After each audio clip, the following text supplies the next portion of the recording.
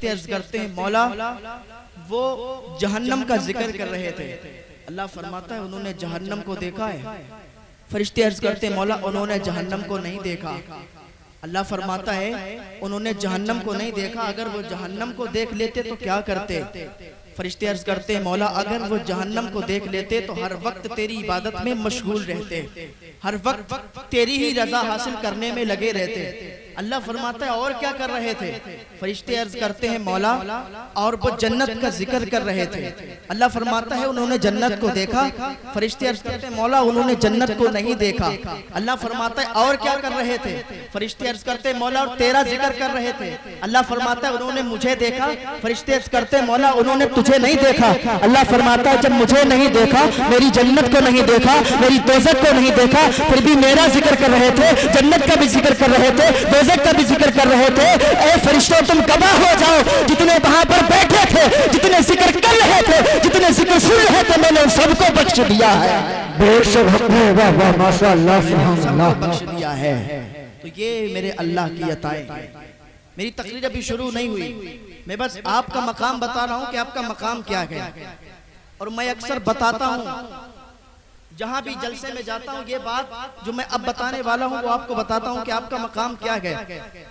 आदमी चाहता है हमारे पास तो मालो दौलत नहीं है, हम तो बहुत गरीब हैं, क्या हम अगर छोटी सी मजलिस, छोटी सी मिलाद शरीफ की महफिल अपने घर पे मना लें तो क्या हुजूर हमारे टूटे हुए दिलों की आवाज, हमारे टूटे हुए दिलों की सदा सुनते हैं? तो सुनो, यहाँ पर वलियों के सुल्तान भी मौजूद हैं। आपके पास पैसे हो या ना हो, आप बड़ा जलसा करा सके या ना करा सके, बस आप अगर दिल से हुजूर को याद करोगे तो हुजूर आपके टूटे हुए छप्परों में भी तशरीफ लाएंगे। माशाअल्लाह सुभान अल्लाह, छप्परों में भी तशरीफ लाते हैं। बगदाद के अंदर एक बहुत गरीब औरत थी जिसके पास कुछ मिलाद शरीफ करने का, कोई जलसा करने का इतने पैसे नहीं थे, इतनी मालदार नहीं थी, लेकिन फिर भी उसके दिल में हुजूर की मोहब्बत थी। एक बड़ा जलसा हो रहा था तो वहां पर वो कार्ड बांटे गए थे कि जिसको वो कार्ड मिलेगा, इनविटेशन कार्ड मिलेगा, वही उसके अंदर दाखिल होगा और वो जलसे को सुनेगा। और उसमें पैसे रखे गए थे कि जो मालदार होगा वही यहाँ से वो परचेस करेगा और अंदर जाएगा, जैसे आजकल शो होते हैं। तो उस जमाने में वो एक महफिल मिलाद का प्रोग्राम एक बहुत मालदार इंसान करा रहा था। तो वो बूढ़ी खातून को जब मालूम चला तो वो भी आई। मैं बता रहा हूँ आपका मकाम क्या है, आप इतनी रात में यहाँ बैठे हैं। वो बूढ़ी खातून आई, अंदर जाने लगी तो उसने रोक दिया, कहा कहाँ जा रही हो? कहा हुजूर की मजलिस हो रही है, हुजूर का जिक्र हो रहा है, हम हुजूर की बद्म में तशरीफ ले जा रहे हैं, हुजूर का जिक्र सुनने के लिए जा रहे हैं। उसने रोक दिया, कहा तुम नहीं जा सकती, तुम्हारे पास कोई इनविटेशन कार्ड हो तो बताओ। उसने कहा मेरे पास कोई कार्ड नहीं, हम गरीब लोग हैं, यहाँ तो एक टाइम का खाना नहीं मयसर होता, हम तुम्हारा कार्ड कहाँ से लेंगे? कहा तुम अंदर नहीं जा सकती। लेकिन हुजूर की सच्ची दीवानी थी, हुजूर की चाहने वाली थी। अंदर दाखिल हुई तो उस दरबान ने लात मारी पेट पे, जैसे ही लात लगी वो औरत गिर गई। थोड़ा इको मेरे भाई कम कर दीजिए ताकि समझ में आ जाए बात, इको कम कर दीजिए, अगर वो सो गए उनको जगा दीजिएगा ना, इको कम कर दें। तो जैसे ही वो जमीन पर गिरी तो उसकी एक छोटी बेटी थी, उसने उठा लिया, कहा माँ तू रो क्यों रही है? वो गरीब थी, रोने लगी कि आज हमारे पास माल नहीं है, पैसे नहीं है, तो ये अंदर जाने नहीं देते हुजूर की मजलिस में। कहा माँ तू रो मत, हुजूर तो सबके हैं, हुजूर सिर्फ अमीरों के नहीं है, हुजूर तो गरीबों के भी हैं। और अगर हम अपने टूटे हुए घर में हुजूर का जिक्र करेंगे, हुजूर को दिल से याद करेंगे, तो हुजूर हमारे टूटे हुए छप्परों में भी तशरीफ लाएंगे। तो उसकी माँ ने आंसू पोंछे, आंसू पोंछने के बाद बेटी का हाथ पकड़ा और बेटी का हाथ पकड़ने के बाद घर पे ले गई। और घर पे जाने के बाद उसने 2 मुसल्ले लिए, अपनी जगह जो थी उसको साफ किया और साफ करने के बाद 2 मुसल्लों को बिछा दिया। एक पे बेटी बैठ गई, एक पे माँ बैठ गई। माँ बेटी दोनों बैठ गई और दोनों हुजूर का जिक्र करने लगी। जब बेटी हुजूर की नात पढ़ती थी तो माँ सुभान अल्लाह कहती थी, जब माँ हुजूर की नात पढ़ती थी तो बेटी सुभान अल्लाह कहती थी। और ये इनका सिलसिला यूं ही चलता रहा। आधी रात गुजर गई तो माँ ने कहा बेटी जाओ जरा बाहर से हमें पानी ला के दो, हम ताज़ा वुज़ू करेंगे, हम ताज़ा वुज़ू करेंगे और फिर हुजूर का जिक्र करेंगे। ये हुजूर के सच्चे चाहने वालों की बातें हुआ करती हैं। इधर देखें तो वो दो मुसल्ले पर बैठ गई, दोनों हुजूर के जिक्र में लग गई। माँ ने कहा मैं ताजा वुजू बनाऊंगी, बेटी दरवाजे पर गई और जैसे ही दरवाजा खोला तो उसकी चीख निकल गई। जब उसकी चीख निकली तो माँ चिल्लाई, का बेटी तू क्यों चीख रही है? का माँ देखो तो सही, दरवाजे पे कोई आया है, इसका चेहरा भी नूरानी है, इसका जलवा भी नूरानी है, इसके कपड़े भी नूरानी है। अरे माँ आओ तो सही। उसकी माँ ने कहा हमारे दरवाजे पे कौन आता है? हमें तो कोई अपने घर के दरवाजे के अंदर दाखिल नहीं होने देता, इतनी रात में हमारे दरवाजे पे कौन आता है? उसकी माँ ने जब इतना कहा था, बेटी चीख के बोली थी, माँ आओ तो सही, देखो दरवाजे पे कोई आया है। जब उसकी मां दौड़ के आई है तो देखा दरवाजे पे कोई और नहीं था, अरे आने वाला बगदाद से गौसे पाक आए थे। नारे तकबीर, नारे तकबीर, नारे रिसालत, नारे रिसालत, जिसने का मुख्तार कायनात, नारे तकबीर, नारे रिसालत। जब मां दौड़ के आई दरवाजे पे हुजूर गौस पाक को देखा तो अर्ज करने लगी, या गौसे आजम, या पीरे पीरा, या मीरे मीरा, आपका मकाम तो बहुत आला है, आपके दरबार में बड़े बड़े वलियों को जाने की इजाजत नहीं मिलती, आप हमारे दरवाजे पे कैसे आए हैं? हुजूर गौसे पाक ने फरमाया, खातून तुझे पता नहीं है, जब से तूने हुजूर का जिक्र किया है, जब से तूने यहाँ पर हुजूर की नातें पढ़ी है, जब से तूने हुजूर की बातें की है, अरे मैं ही नहीं आया, अरे मैं तो किसी को देख के आया हूँ, मैंने अभी देखा है। जब से तूने हुजूर का जिक्र किया है, अरे मैंने तेरे घर में अभी हसनैन के नाना को आते देखा है, मैंने तेरे घर में अभी हसनैन के नाना को जनाबे मोहम्मदुर रसूलुल्लाह सल्लल्लाहु अलैहि वसल्लम को आते देखा है। हम और हुजूर गौस पाक उसकी दहलीज को चूम रहे थे। कहा तुम आप दहलीज को क्यों चूम रहे हो? कि मैं दहलीज को इसीलिए चूम रहा हूँ क्योंकि अभी इधर से हसनैन के नाना गुजर के गए हैं तेरे घर, तो मैं उनके कदमों के निशानों को चूम रहा हूँ। तो ये आप लोगों का मकाम है, यहाँ बैठे हुए हैं जो दिल से हुजूर को याद करते हैं, तो हुजूर उनके टूटे हुए मकानों में भी तशरीफ लाया करते हैं। मेरा जो मौजू था, मैंने जो रखा था, मैंने आयत करीमा पढ़ी थी, इन्ना शैतान लिल इंसान यदुव्वुम मुबीन। आपके जहन को हाजिर करने के लिए मैंने ये दो वाक़ई आपको दे दिए ताकि आप सुकून से सुने। अब थोड़ा माहौल बनाएं और बस 20-25 मिनट की गुफ्तगू सुन के चले जाएं। अल्लाह फरमाता है कि बेशक शैतान इंसान का खुला हुआ दुश्मन है। शैतान हमारा भी दुश्मन है, हमारे बाप दादा का भी दुश्मन है। जब चोर को पता चल जाता है कि जिस घर में वो चोरी करने जा रहा है, वहां के लोगों को पता चल गया है कि चोर फुला शख्स है, तो अब वो जब वहां जाएगा तो पकड़ा जाएगा और मारा जाएगा। तो इसी तरीके से जब शैतान को ये पता चल जाता है कि वो जिस पे हमला बोलने वाला है, शैतान को जब पता चल जाता है अगर इस पर हमला बोलेंगे तो गिरफ्तार हो जाएंगे, तो शैतान के हथकंडों से बचें। शैतान अपने हथकंडों को हर तरीके से आजमाता है और इंसान को बहकाता है, इंसान को बड़ी नेकी से लाके छोटी नेकी पर लाके कर देता है। अगर आपको 1000 नेकी मिलने वाली है तो शैतान आपको 100 या 10 नेकियों पर लाके कर देगा। तो शैतान के हथकंडों से बचे। अल्लाह पाक ने शैतान की पूरी हिस्ट्री को कुरान पाक के अंदर इरशाद फरमा दिया। अल्लाह ताला फरमाता है, शैतान, थोड़ी देर सुन लीजिए, इधर गुफ्तगू सुन लीजिए। कुरान के अंदर अल्लाह ने पूरी हिस्ट्री शैतान की बयान फरमाई और ये बहुत ज्यादा पावरफुल था, ये फरिश्तों को पढ़ाता था। लेकिन जब अल्लाह ने हजरत आदम अलैहिस्सलाम को पैदा किया तो अल्लाह ने फरमाया कि आदम को सजदा करो, तो शैतान ने इनकार किया और कहा कि मैं आग से बना हूं, आदम मिट्टी से बने गए, तो मैं इनको सजदा इसलिए नहीं कर सकता। आग की फितरत है ऊपर उठना और मिट्टी की फितरत है नीचे जाना, तो मैं इनसे बेहतर हूं। जब इतना उसने कहा तो अल्लाह ताला ने फरमाया तू मेरी बारगाह से निकल जा, भाग जा यहाँ से मरदूद। तो अल्लाह ताला ने उसे धुतकार के भगा दिया।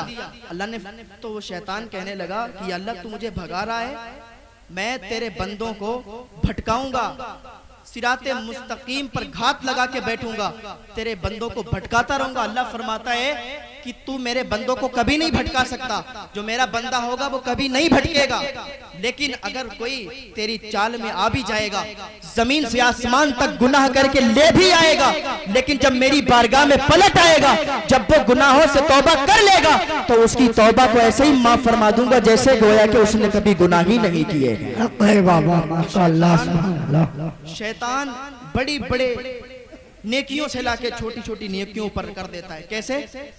हजरते एक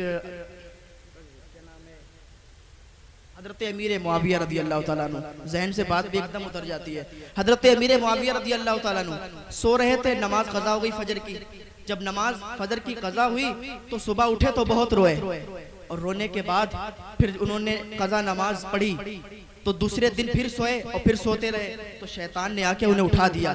हजरत अमीर मुआविया रज़ी अल्लाह ताला अन्हु कहने लगे, तू कौन शख्स है जो मुझे नमाज से आके उठा दिया तूने, अब मेरी नमाज कज़ा नहीं होगी। तो कहने लगा कि मैं शैतान हूँ। कहा तू शैतान है? कहा हाँ मैं शैतान हूँ। कहा तेरा तो कोई फायदा नहीं था, फिर तूने आके मुझे क्यों उठा दिया? कहा जब आपकी कल नमाज कज़ा हुई थी ना, तो आप इतना रोए थे कि अल्लाह ताला ने आपको 1000 नमाजों का सवाब अता फरमाया था, और आज भी अगर आपकी कज़ा हो जाती तो अल्लाह ताला आपको फिर 1000 नमाजों का सवाब अता फरमाता। तो मैं नहीं चाहता कि आपको 1000 नमाजों का सवाब मिल जाए, तो मैंने आपको उठा दिया, तो आपको एक ही नमाज का सवाब मिलेगा। तो शैतान इस तरीके से हमें बहकाता है, फसलाता है, लेकिन हमें शैतान के बहकावे में नहीं आना चाहिए। हमें और फैमिली लाइफ में, इंसान की फैमिली लाइफ में शैतान का बड़ा जबरदस्त रोल होता है। आजकल तलाक वाले मैटर बहुत ज्यादा आते हैं, हमारे पास अक्सर फोन आते हैं वो तलाक के मसले में कि तलाक हो गई, वो हमारे शोहर राजी नहीं है, शोहर कहता है वो हमारी बीवी राजी नहीं है। ये शैतान इनके अंदर इतनी फूट डाल देता है, 1-2 महीने के बाद शादी होती, इधर उधर फोन आना शुरू हो जाता है, साहब वो तलाक का मैटर हो गया। तो क्यों? ये शैतान हमारे अंदर वो फूट डालता है और इस तरीके से करता है। तो हमें चाहिए कि हर वक्त हम अल्लाह की इबादत में लगे रहें और हर वक्त दरूद शरीफ पढ़ते रहें, दरूद शरीफ का ज्यादा से ज्यादा विर्द करें। आपको मैं एक बात बता के फिर रुखसत होना चाहता हूँ, उसके बाद देखूंगा माहौल आपका कैसा है कि शैतान किस तरीके से इंसान को बहकाता है। एक आबिद था, उसका नाम बरसीसा था। हजरत अल्लामा जलालुद्दीन सुयूती अलैहिर्रहमा ये नकल फरमाते हैं अपनी किताब में, एक बरसीसा नाम का ये था, तो बहुत बड़ा आबिद था, इबादत गुजार था, नमाजें पढ़ा करता था। एक दिन कमरे में नमाज पढ़ रहा था, लेकिन घर से बाहर नहीं निकला करता था, हर वक्त अल्लाह की इबादत में लगा रहता था। नमाज पढ़ रहा था कमरे में, तो एक दिन क्या देखा इसने, खिड़की खोली। अब शैतान का रोल देखो यहाँ से किस तरीके से शुरू होता है और कैसे इसको आबिद से इसको गुनाहगार बना के और इसको कत्ल भी करवाता है और इसको मुर्तद भी बना देता है। तो इसने खिड़की खोली तो देखा कि एक बहुत नेक इंसान नमाज अदा कर रहा है, और वो साहब शैतान था, और वो नमाजी की शक्ल में आया था और उसके दरवाजे के सामने नमाज पढ़ने लगा। धीरे धीरे इंसान के उसमें ये आता है, धीरे धीरे इंसान को बहकाता है, और इंसान इसके बहकावे में कैसे आता है। तो जैसे ही खिड़की खोली देखा कि एक शख्स नमाज पढ़ रहा है, उसने फिर बंद कर दी, और फिर वो बरसीसा था फिर नमाज पढ़ने लगा। जब फिर नमाज पढ़ने लगा, फिर दूसरे दिन उसने फिर खिड़की खोली तो फिर वही शख्स था, फिर उसने खिड़की बंद कर दी। इस तरीके से 15 दिन जब गुजर गए, तो उसने सोचा यार इतना नेक बंदा है, ये हर वक्त नमाजों में लगा रहता है, तो क्यों ना हम इसको अपने पास बुला लें। तो एक दिन उसने खिड़की खोली, बारिश बहुत तेजी के साथ हो रही थी, बारिश तेजी से हो रही थी। जब उसने खिड़की खोली तो वो बारिश में भी नमाज पढ़ रहा था। अब उसे पक्का यकीन हो गया कि यार ये तो बहुत ही अल्लाह का नेक बंदा है, अब इसको अपने हुजरे में बुलाना चाहिए। तो उसने वहीं से आवाज दी कि फला इंसान आप मेरे हुजरे में आके अल्लाह की इबादत करें, आप भीगते हुए क्यों अल्लाह की इबादत कर रहे हैं। अब शैतान को तो यही चाहिए था, शैतान चाहता था कि ये शख्स मुझे बुला ले। तो जब उसने बुलाया तो उसने कहा कि आप बुला रहे हैं तो आपकी दावत मुझे कबूल है, मैं आपकी दावत को ठुकरा नहीं सकता। तो शैतान आया हुजरे के अंदर और नमाज पढ़ने लगा। 15 दिन उसने नमाज पढ़ी, बाकायदा नमाज पढ़ी। नमाज क्या, वो नकल बनाए हुए था नमाज की। तो 15 दिन उसने नमाज की नकल की। अब जो आबिद इंसान था उसे पक्का यकीन हो गया कि ये तो बहुत बड़ा अल्लाह का नेक बंदा है। अब उसने अपना धीरे धीरे रोल शुरू किया, बरसीसा को उसने बहकाना शुरू किया कि आप इतने बड़े अल्लाह के बंदे हो, आप इतने बड़े जाहिद हो, आप इतने बड़े आबिद हो, इतनी इबादत करते हो, आपकी जबान में तो बहुत पावर होगी। आप मरीजों को देखा करें, आप लोगों को देखा करें, आप शहर में जो लोग परेशान होते हैं उनको देखा करें, उन पर फूंक डालना शुरू किया करें, वो लोग शिफायाब हो जाएंगे।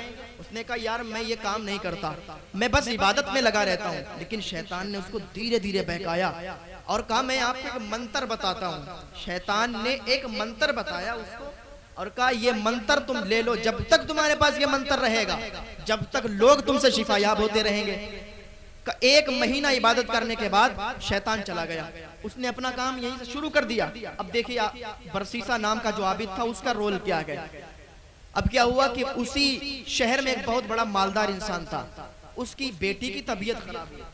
जब उसकी बेटी की तबीयत खराब हुई तो उसने सोचा कि अब किसके पास ले जाएं, उस पर जिन्नाती खलल हो गए और इसी शैतान ने जाके उस पर असर कर दिया और उसको बीमार कर दिया। और फिर उनके दिलों में यह डाल दिया कि बरसीसा नाम का शख्स है, उसके पास चले जाओगे, उसके पास एक ऐसा मंत्र है कि वो मंत्र फूकेगा कि तुम्हारी बेटी सही हो जाएगी।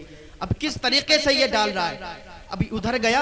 अब वो जो मालदार इंसान था उसकी बेटी बीमार थी, उसने कहा चलो बरसीसा के पास चलते हैं। लेकिन बरसीसा तो देखता ही नहीं, उसने कहा तुम जाओ तो सही, उसको मंत्र अभी मिला है, अब वो जब मंत्र पढ़ के फूकेगा तो तुम्हारी बेटी शिफायाब हो जाएगी।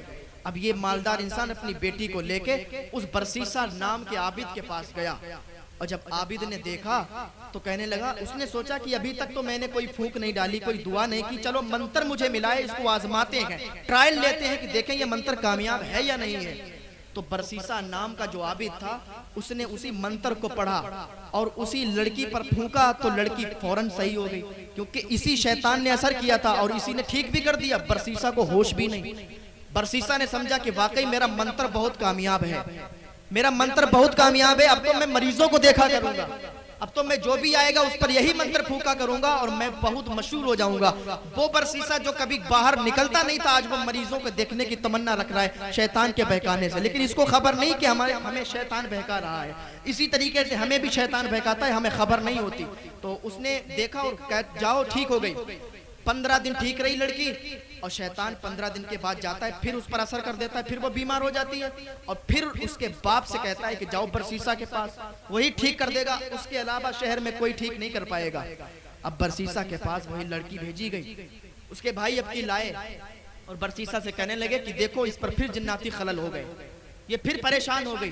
बरसीसा ने फिर वही मंत्र फूंका और फिर लड़की सही हो गई, लड़की सही हो गई। अब इसको पुख्ता यकीन हो गया था कि हमारा मंत्र कामयाब है। इधर इस मालदार इंसान को भी पक्का यकीन हो गया था कि बरसीसा कुछ काम का इंसान है, बरसीसा जो पढ़ के फूंक देता है तो बस जो भी मरीज हो वो ठीक हो जाया करता है। आजकल हमारे मुआशरे में बहुत से ऐसे ढोंग चल रहे हैं, झाड़ फूंक का चल रहा है, लोग जाते हैं अंधाधुंध और उनसे उनको पैसे भी देते हैं, फिर कोई फायदा भी नहीं होता। तो इस तरीके के लोगों से भी बचें। तो अब क्या हुआ कि जो मालदार इंसान था वो किसी काम से पूरी फैमिली के साथ, यानी जो मर्द थे उसके यहाँ, वो सब बाहर चले गए और लड़की अकेली। तो सोचा कि बहन अकेली रहेगी, बाप ने सोचा बेटी अकेली रहेगी, तो फिर किस तरीके से हम इसको साथ में तो ले जा नहीं सकते। तो अब शैतान आया आबिद की शक्ल में और कहने लगा कि तुम्हारी बेटी यहाँ अकेली रहेगी, सेफ नहीं है। बरसीसा नाम का जो शख्स है बहुत नेक है, उसी के पास अपनी बेटी को छोड़ जाओ और फिर जब आओगे तो फिर अब उसके यहाँ से ले आना, वही एक जगह है जहाँ वो बच्ची सेफ रहेगी। तो उसने सोचा कि यार बरसीसा जो है बहुत नेक बंदा है, बहुत अल्लाह से डरने वाला शख्स है, चलो उसके पास छोड़ देते हैं। तो बरसीसा के पास वो अपनी बेटी को छोड़ के और वो चले गए दूर। 1 महीने के लिए वो चले गए। अब देखिए शैतान का क्या रोल शुरू हुआ। जब वहां छोड़ के चले गए, वो लोग अपने काम से चले गए, तो लड़की थी। अब बरसीसा का क्या काम था, बरसीसा ने कहा कि मैं अपने मकान में इसको नहीं रख सकता, इसके लिए आप दूसरा मकान तैयार करवा के जाओ। तो दूसरा मकान तो नहीं था, लेकिन साइड में एक किराए का मकान था, उसमें लड़की को शिफ्ट कर दिया। लड़की वहां रहती थी, बरसीसा दूसरी जगह रहता था। खाना देने रोज जाता था, दहलीज पे रख देता था और चलाता था। तो शैतान अब आया बरसीसा के पास और कहने लगा कि ए बरसीसा, ए अल्लाह के नेक बंदे, क्या तुझे ये पता नहीं है कि तू एक लड़की को खाना देने जाता है, दरवाजे पे कुत्तों की तरह खाना डाल के चला आता है और वो खाना खाती है बेचारी अकेली, तो तुझे क्या ये तौफीक नहीं होती कि तू अंदर जाके खाना दे दे? तो बरसीसा ने सोचा बात तो सही है, मैं उसको कुत्तों की तरह खाना देता हूँ, तो मैं क्यों ना उसको अंदर खाना दे के आऊं, और जब अंदर दे के आऊंगा तो वो इत्मीनान से खा लेगी। तो इतना जब उसने सुना तो वो दूसरे दिन जब खाना लेके गया तो वो अंदर रख के आया। फिर इसी तरीके से 4-5 दिन गुजरे तो फिर शैतान आबिद की शक्ल में आया, और बरसीसा को होश नहीं है कि ये मेरे पास शैतान आ रहा है। अब उसने क्या किया कि अब बताने लगा कि तू यहाँ अंदर रख के चलाता है, अकेली लड़की रहती है, उससे ना कोई बोलने वाला है ना कोई सुनने वाला है, तो क्यों ना थोड़ा अंदर बढ़ जाया कर और थोड़ा उसको अंदर खाना दे दिया कर जाके। तो बरसीसा ने कहा बात तो ठीक है। अब वो थोड़ा अंदर जाने लगा और अंदर खाना दे के चलाता था। अब इस तरीके से शैतान उसको बरगलाता गया और वो इस तरीके से उसके बहकावे में आता गया। धीरे धीरे उसके बहकावे, कितना नेक इंसान था, जाहिद था, आबिद था, लेकिन उसके बहकावे में आता गया। अब एक दिन क्या हुआ कि वो उसके बिल्कुल घर के अंदर जाके खाना देके चला आया। अब शैतान ने कहा कि तू अंदर जाता है चलाता है, थोड़ी बातें कर लिया कर, जब थोड़ी बातें कर लेगा तो उसका दिल लग जाएगा, अकेली बच्ची है उसका दिल लग जाएगा। तो कहा बात तो ठीक है। तो दूसरे दिन फिर वो गया, उससे बातें करके चलाता था। अब धीरे धीरे माहौल इतना खराब हो गया कि बरसीसा ने जिना कर लिया, माज़अल्लाह जिना कर लिया। शैतान ने उसको ऐसा बहकाया कि उसने जिना कर लिया। अब वो क्या हुआ, अब वो बड़ा परेशान हुआ, आबिद से कहने लगा, वो शैतान था आबिद की शक्ल में आया। अब बरसीसा उससे कहने लगा कि मुझसे तो इतना गुनाह हो गया। उसने कहा कि कोई बात नहीं है, अभी किसी को बताना मत, और उसके भाई और उसके बाप बाहर गए हुए, जब आएंगे तो किसी को कोई खबर ना लगे। कहा ठीक है। लड़की थोड़े दिन के बाद प्रेग्नेंट हो गई, लड़की प्रेग्नेंट हुई। अब वो वहां पर उनको टाइम लग गया, काफी 1 साल का वक्त उन्होंने लग गया जहां पर वो लोग गए थे। अब इधर बरसीसा बड़ा परेशान था, अब इधर बच्चे की विलादत भी हो गई।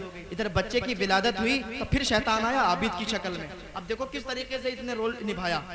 कहने लगा कि अब तो बच्चा भी हो गया, अब तो तू मार दिया जाएगा। अब वो मालदार इंसान आएगा, जब उसको पता चलेगा हकीकत, वो तो मार देगा और तुम बस बेमौत मारे जाओगे। तो कहा अब क्या करूं तुम बताओ। कहा ऐसा करो, मैंने तुम्हें इतना समझाया है, मैंने तुम्हें मंत्र दिया है, इतना कुछ किया है, तो मेरी बात मानोगे तो तुम बच जाओगे। तो क्या करूं। कहा ऐसा करो, अब जब तुम जाना तो किसी हिसाब से बच्चे को कत्ल कर देना, अब बच्चों के कत्ल करके वहीं पर दफन कर देना। अब जब वहीं पर दफन कर दोगे तो फिर कुछ बात ही नहीं बचेगी, लड़की भी नहीं बताएगी, तुम भी नहीं बताओगे, मामला खत्म हो जाएगा। उसने कहा ठीक है, बात तो तुम्हारी सही है। अब वो बहकावे में आ गया और अंदर गया। जाने के बाद लड़की से कहा कि मैं इस बच्चे को कत्ल कर दूं। अब माँ तो माँ होती है ना, माँ अपने बच्चे को कैसे कत्ल करवा देगी। उसने कहा नहीं है मेरा बच्चा है, मैं नहीं दूंगी इसे कत्ल करने के लिए। उसने जबरदस्ती छीन लिया और उसे कत्ल करके वहीं दफन कर दिया। अब लड़की भी उससे नाराज हो गई। अब वो आया उसी शैतान के पास, वो आबिद की शक्ल इख्तियार किए बैठा था। कहने लगा मैंने उसको कत्ल कर दिया, दफन भी कर दिया, अब बताओ क्या करना है। अब कुछ मत करो, अब क्या करना है, लड़की भी तुमसे नाराज हो गई, अब तुम अगर बचना चाहते हो और अपने बचाव में तो तुम लड़की को भी कत्ल कर दो। ना रहेगा बांस ना बजेगी बांसुरी, लड़की नहीं होगी तो कह देना कि वो इंतकाल हो गया और वो उसको दफन कर दिया गया, कुछ बात ही नहीं होगी। अब बरसीसा आ गया इसके बहकावे में और जाने के बाद छुरा लेके गया, लड़की को भी कत्ल कर दिया और जो लड़की को कत्ल किया उसकी भी कब्र वहीं पर बना दी, दफन कर दिया। अभी इत्मीनान की सांस ली और सोचा कि मैं बच गया। थोड़े दिनों के बाद उसके भाई आ गए। भाई आए तो कहा कि मेरी बहन कहाँ है। तो उसने कहा, बड़ा अफसोस, उसने चेहरा बना लिया, आंसू ले आया, कहने लगा कि क्या बताएं, आपकी जो बहन थी तबीयत खराब हो गई, इंतकाल कर गई, उसको दफन कर दिया। बहुत नेक थी बेचारी, हर वक्त पंजवक्ता नमाजी भी बन गई थी, उसको मैंने बहुत पढ़ा भी दिया था, नमाजी बना दिया था, लेकिन अल्लाह का करना क्या, उसकी मौत आई, उसे दफन कर दिया गया। उन्होंने 2-4 आंसू बहाए, चले गए अपने घर। अब देखो शैतान फिर गया, अब उनके ख्वाब में गया और तीनों को, 2 बेटे 2 भाई थे उस बहन के और एक बाप, तीनों के ख्वाब में एक ही ख्वाब डाला कि तुम्हारी बहन को इस तरीके से उस बरसीसा नाम के आबिद ने कत्ल किया, उसके बच्चे को कत्ल किया, पूरा मैटर बता दिया। अब सुबह को भाई आपस में जब जैसे ही उठे एकदम पसीना पसीना, तो तीनों ने जब ख्वाब अपने अपने बताए तो तीनों के एक ही ख्वाब। अब तीनों जो थे उसी बरसीसा के यहाँ दौड़ते हुए गए अपनी तलवार को लेके। कहा जब उसको पकड़ा, का सच सच बताओ क्या मामला था, वरना तुम्हारी गर्दन को यहीं उड़ा देंगे। उसने सारी बात को सच सच बताया, का ऐसा ऐसा मामला था, हम उसके कहने पे आ गए थे, वो हमारा आका है, वो हमारा उस्ताद है, वो हमें बताता गया, हम उसके कहने पे आते गए, अभी भी इसे नहीं मालूम कि ये शैतान है जो हमें बहका रहा है। तो उसने कहा, अब काजी के पास मैटर गया, काजी ने फांसी का हुक्म दे दिया। अब शैतान किस तरीके से हमारे ईमान को भी छीन लेता है। फांसी का हुक्म दिया, फंदे पर चढ़ गया बरसीसा नाम का आबिद। जब फंदे पर था तो शैतान अपनी शक्ल में आता है, असली शक्ल में आ जाता है और कहता है कि मैंने ही तुम्हें मंत्र दिया और मैंने ही सारे कांड तुमसे करवाए। अब अगर तुम बचना चाहते हो तो मैं बहुत ज्यादा पावरफुल हूं, अगर तुम बचना चाहते हो तो मैं तुम्हें बचा सकता हूं। कहा तुम कैसे बचा सकते हो? कहा मैं तुम्हें बचा सकता हूं अगर तुम मेरी एक बात को मान लो। कहा क्या करना है? कहा तुम सिर्फ इतना कह दो, खुदा का इनकार कर दो और मुर्तद हो जाओ, माज़अल्लाह। उसने कहा बचा सकते हो मुझे? कहा बिल्कुल बचा सकता हूँ, मैं क्या नहीं कर सकता, मैं शैतान हूँ, मैं क्या नहीं कर सकता। आबिद था, उसने कह दिया कि खुदा है ही नहीं, खुदा का इनकार कर दिया, माज़अल्लाह मुर्तद हो गया। जब खुदा का इनकार किया, जब काफिर हुआ, मुर्तद हुआ, तो शैतान गायब हो गया। और जब गायब हुआ इधर उसको फांसी भी लग गई। अभी तो ईमान वाला था, सिर्फ जिना का इल्जाम लगा था, लेकिन अभी तो मुर्तद हुआ, ईमान से भी खारिज हो गया और सीधा जहन्नमी हो गया। तो शैतान ने किस तरीके से काम किया, किस तरीके से उसको बहकाया और किस तरीके से क्या क्या करवा दिया और आखिर में उसका ईमान भी छीन लिया। तो हमें शैतान के हथकंडों से बचना चाहिए। अल्लाह ताला हमें शैतान के हथकंडों से बचाए। अल्लाह ताला हमें नेक अमल करने की तौफीक अता फरमाए। आप इस जलसे में आए हो तो यहाँ से एक पैगाम लेके जाओ। आखिरी बात मैं आप तक पहुंचाता हूँ, आखिरी बात सुन के अपनी तकरीर को खत्म कर दूंगा। ये दौर जो है ना, बहुत पुरफितन दौर है, बहुत ही अजीब तरीके का माहौल है। अल्लामा इकबाल ने बहुत पहले कहा था कि अगर आप अपने बच्चों के सीनों में मुस्तफा की मोहब्बत डालना चाहते हो तो तीन चीजों को अपना लेना। तीन चीजों को बताया, अपना लेना, तुम्हारा बच्चा मुस्तफा की मोहब्बत में गामजन हो जाएगा और तुम्हारे बच्चे के सीने से कभी कोई मुस्तफा की मोहब्बत को निकाल नहीं सकता है। तो कहा क्या चीज है? कहा पहली चीज, जब भी तुम्हारा बच्चा हो तो अपने बच्चों को मुस्तफा पर दरूद शरीफ पढ़ना सिखा दो। जब मुस्तफा पर तुम्हारा बच्चा दरूद शरीफ पढ़ेगा तो उसे मुस्तफा से प्यार हो जाएगा और दरूद शरीफ की बरकत बहुत ज्यादा है। अल्लामा जलालुद्दीन सुयूती रहमा फरमाते हैं, हदीस पाक है, हुजूर ने फरमाया कि जो शख्स दरूद शरीफ पढ़ता है, क्या फरमाया कि अल्लाह का एक फरिश्ता है, उसका सर अर्शे मुअल्ला के नीचे है, उसका एक बाजू पूरब में है, एक बाजू पश्चिम में है, उसके पैर जो है सातों जमीन के नीचे हैं, उसके पर इतने हैं जितनी मखलूक है, जितने इंसान हैं, जिन्नात हैं, शजर हैं, हजर हैं, जितनी मखलूक है अल्लाह ताला की, उतने उसके पर हैं। और उसका काम क्या है? उसका काम ये है कि जो भी इंसान एक मर्तबा हुजूर सल्लल्लाहु अलैहि वसल्लम पर दरूद शरीफ पढ़ता है तो उसका वो फरिश्ता नूर के समंदर में गोता लगाता है और फिर अपने परों को झाड़ता है। हर पर से एक कतरा टपकता है और हर कतरे से एक फरिश्ता पैदा होता है। उस फरिश्ते का काम यह होता है, जो भी हुजूर पर दुरूद शरीफ पढ़ता है तो वो फरिश्ता उस दुरूद शरीफ पढ़ने या पढ़ने वाली या पढ़ने वाले के लिए कयामत तक बख्शिश की दुआएं करता रहता है। ये उसका काम है और ये हदीस पाक है, ये कोई झूठी बात नहीं है। ये अल्लाह ताला का एक इतना बड़ा फरिश्ता है, जब वो अपने परों को झाड़ता है तो फरिश्ते निकलते हैं। आपका बेटा आपका नहीं रहता, आपके घर वाले आपके नहीं रहते, आप इंतकाल कर जाएं, आज दुनिया में लोग हमारा साथ नहीं देते तो मरने के बाद कब्र में हमारा साथ कौन देगा? हमारी कब्र पर फाता पढ़ने कौन आएगा? हमारे लिए दुआएं कौन करेगा? यार बेटा भूल जाता है, बाप बेटे को भूल जाता है, बेटा बाप को भूल जाता है, लेकिन ये एक ऐसा फरिश्ता हमारे लिए है, हम दरूद शरीफ पढ़ते हैं तो ये फरिश्ता कयामत तक हमारे लिए बख्शिश की दुआएं करता रहता है। तो बड़े सारे मिलके अल्लाहुम्मा सल्ली अला सय्यिदना मौलाना मुहम्मदिन व अला आलि मुहम्मदिन व बारिक वसल्लिम सल्लु अलैहि सलातु व सलाम अलैका या रसूल अल्लाह सल्लल्लाहु तआला अलैहि वसल्लम। एक बात हुई अल्लामा इकबाल की कि अगर अपने बच्चों के सीने में मुस्तफा की मोहब्बत डालना चाहते हो, एक बात तो ये होगी कि दुरूद शरीफ पढ़ना सिखाओ। दूसरी बात यह है कि अपने बच्चों को मुस्तफा की सीरत पढ़ना सिखाओ, मुस्तफा की सीरत पढ़ के उनको बताओ। जब आप खुद ही नहीं पढ़े होगे तो फिर मुस्तफा की सीरत क्या पढ़ाओगे? तो आपको चाहिए कि अगर आपका एक बेटा है तो उसे मदरसे में भेज दो और उसे आलिम दीन और हाफिज कुरान बनाओ, ताकि वो आपका बख्शिश का जरिया बन जाए, आपकी भी बख्शिश करवाए, आपके गांव वालों की भी बख्शिश करवाया करे। तो अपने बच्चों को आलिम दीन बनाओ, उन्हें सीरत मुस्तफा पढ़ाओ ताकि मुस्तफा की मोहब्बत उनके सीने में आ जाए। और आखिरी बात बताई कि अगर चाहते हो कि तुम्हारे बच्चे के सीने में मुस्तफा की मोहब्बत आ जाए तो उन्हें मुस्तफा का हुस्न और जमाल बताया करो, मुस्तफा का हुस्न और जमाल बताओ, क्योंकि दुनिया में कोई ऐसा इंसान नहीं है जैसे मेरे मुस्तफा हैं, और जैसा हुस्न मेरे मुस्तफा का है वैसा हुस्न दुनिया में कोई नहीं, किसी माँ ने ऐसा बच्चा ही नहीं पैदा किया है।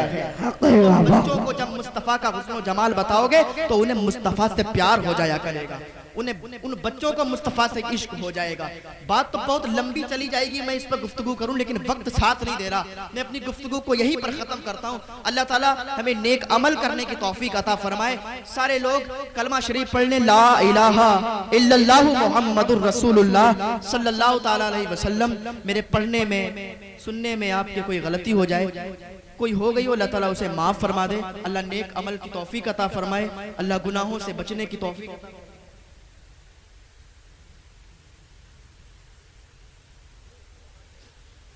दरूद पाक पढ़ें, अल्लाहुम्मा सल्ली अला सय्यिदना मौलाना मुहम्मद मुबारक वसल्लम सल्लल्लाहु अलैहि सल्लतु वस्सलाम अलैका या रसूल अल्लाह सल्लल्लाहु अलैहि वसल्लम। अच्छा, आपके गांव, इस गांव में कितनी मस्जिद है? एक मस्जिद है। और हज़रत नमाजी कितने आते हैं? एक सफ होती है? दो सफ? दो सफ। मस्जिद तो बना ली पल भर में ही माँ की हरारत वालों ने, मन अपना पुराना पापी है, बरसों से नमाजी बन ना सका। नमाज ये, अगर आप नमाजी है ना, नमाज पढ़ेंगे तो आपके घरों में बरकतें अता होंगी। नमाज छोड़ने वाला, आप किताबों को पढ़ें, अगर एक टाइम की भी नमाज आप छोड़ देते हैं तो ये जमीन के कीड़े आपके लिए बद्दुआएं करते हैं। ये जमीन के कीड़े कहते हैं, या अल्लाह इसे जमीन पे क्यों रखा है, इसे मेरे अंदर दफन कर दे, मेरे अंदर डाल दे, ताकि मैं इसकी पसलियों को इधर से उधर कर दूं। तो नमाज अब बिल्कुल न छोड़ें, नमाज पढ़ेंगे तो घर में बरकतें होंगी, रहमतों बरकतों का नुज़ूल होगा। आपने मस्जिद बनाई है, एक सफ हो रही है, सारी सफ़ों को भरो, पूरी मस्जिद को भरो। फिर मैं कहता हूँ मस्जिद तो बना ली, पर पल भर में माँ की हरारत वालों ने, मन अपना पुराना पापी था, बरसों में नमाजी बन ना सका। आप वादा करें कि इंशाअल्लाह जो जुम्मा वाले हैं वो 2 टाइम नमाज पढ़ने जाएंगे। हाथ उठाएं। 2 टाइम भी नहीं जा सकते? अच्छा, जुम्मा पढ़ने कौन जाता है? चलो मैं हाथ नहीं उठवा रहा, आदमी इसमें अपनी बेइज्जती समझता है। 5 वक्ता नमाजी बन जाओ, 5 टाइम नमाज पढ़ने जाओ। इस जलसे में बैठे हो तो कुछ ना कुछ पैगाम लेके जाओ। यहाँ से उठो तो तौबा करके उठो, क्योंकि हमारी जिंदगी का कोई पता नहीं कब हमारी जिंदगी की शाम हो जाए। मैं बोल रहा हूँ, मुझे ये भी नहीं पता कि मुझे अगली सांस आएगी या नहीं आएगी। मैं अभी मेरी सांस खत्म हो जाए, किसी को कुछ भी नहीं पता। लोगों ने बड़े दावे किए थे, मैं ये हूँ, मैं वो हूँ, मेरा इतना माल है, मेरी इतनी दौलत है, सब छोड़ के चले गए, सब छोड़ के चले गए। और बस आज क्या है, उनकी फैमिली, उनके बच्चे, उनके रिश्तेदार उनके माल को यूज कर रहे हैं और उनके लिए दुआएं भी नहीं कर रहे हैं। अरे आप दुनिया में हो, अभी जिंदा हो, सलामत हो। एक मरने वाला एक इंसान बाजार में खड़ा हुआ था और वो कह रहा था, कुछ चीख के कह रहा था। तो किसी ने पूछा, मियाँ क्या कह रहे हो? कहा, मैं ये कह रहा हूँ कि ऐ लोगों, अल्लाह से सुलह कर लो। तो कहा, फिर लोग क्या कहते हैं? लोग नहीं मान रहे, लोग आ ही नहीं रहे, लोग अल्लाह से सुलह कर ही नहीं रहे। दूसरे दिन वो कब्रिस्तान में खड़ा हुआ वही बात कह रहा था। तो किसी ने कहा, मियां आज क्या कह रहे हो? कहा, आज मैं वही बात कह रहा हूं, लेकिन आज बंदे तो मान रहे पर रब नहीं मान रहा। आज क्योंकि अभी हमारे पास टाइम है, फिर ऐसा वो वक्त आ जाए कि हम तो मान रहे हो पर अल्लाह ना मानता हो, इसलिए कि तो तौबा का दरवाजा बंद हो जाएगा, फिर हमें तौबा करने का टाइम नहीं मिलेगा। तौबा के दरवाजे भी खुले हुए हैं, सारे दरवाजे बंद हो जाएं, सारे दरवाजे बंद हो सकते हैं, लेकिन तौबा का दरवाजा अभी खुला हुआ है। अल्लाह फरमाता है, मेरे बंदो आओ तो सही, तुम तौबा करो तो सही, तुम्हारी तौबा को ऐसे ही माफ फरमा दूंगा जैसे तुमने कभी गुनाह ही नहीं किए। अल्लाह नेक अमल की तौफीक अता फरमाए, अल्लाह गुनाहों से बचने की तौफीक अता फरमाए। वमा अलैना इल्लल बलाग। अस्सलामु अलैकुम व रहमतुल्लाहि ताला व बरकातुहू।